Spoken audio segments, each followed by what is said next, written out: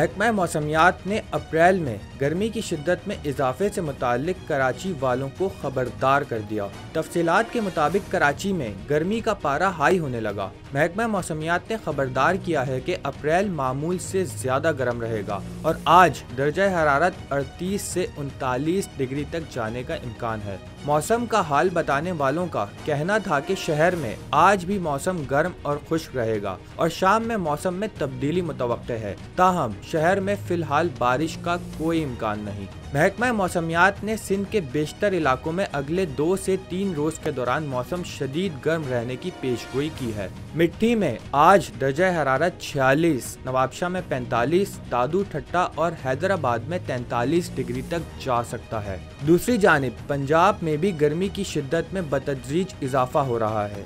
लाहौर में दर्जा हरारत ज्यादा से ज्यादा 34 डिग्री तक जाने का इम्कान है।